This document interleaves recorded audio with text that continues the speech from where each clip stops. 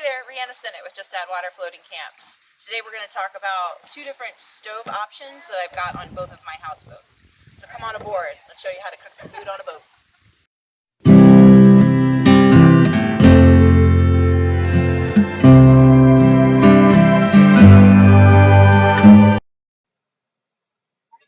Aboard Nomad and take a look at the Seaward Princess 3-burner cooktop stove.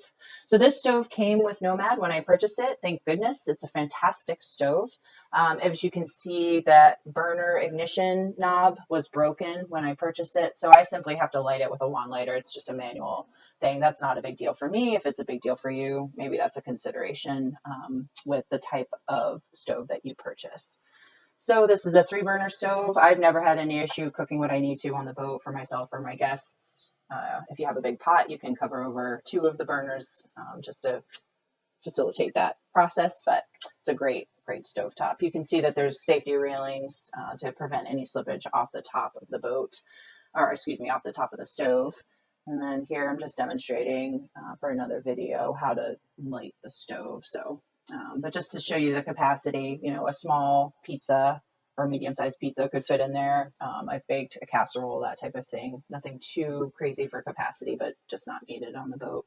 So you need a wand lighter to light the pilot light for the stove as well. Does a great job cooking and heating.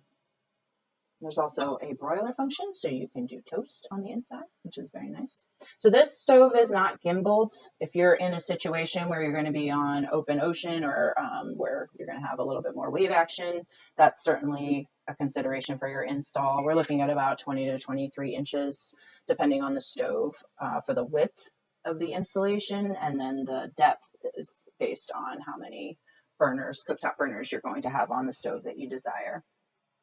All in all, this is a very efficient appliance. I use the stove with the boat in operation from May to October, and we typically run through about 3 40-pound propane tanks throughout the season. The stove is probably the heaviest use of those propane tanks, but there's also a hot water heater and a propane space heater as well.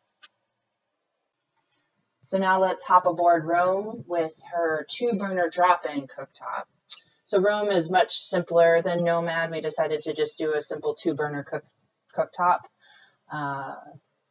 This model has worked fine. It's marine rated, so it's fantastic as far as that's concerned. My only issue with this is the detents to turn the knobs on and off. And one other thing that I noticed on Roam that I don't necessarily notice on Nomad is that the stovetop puts off a significant amount of heat, which can be good in Maine, but sometimes during the summer it's a little bit warmer than I would hope. So I just open a window, but just for what it's worth, it seems to put off a little bit more.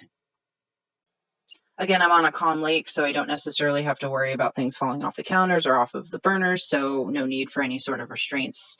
And then finally, what I love about this stove is how easy it is to clean. So you can lift that grate over the burners right off and clean the stainless steel underneath. And remember, no matter which cooking option you prefer, everything tastes better when you're floating. Thanks so much for joining us. Remember to subscribe and leave any questions or comments in the section below.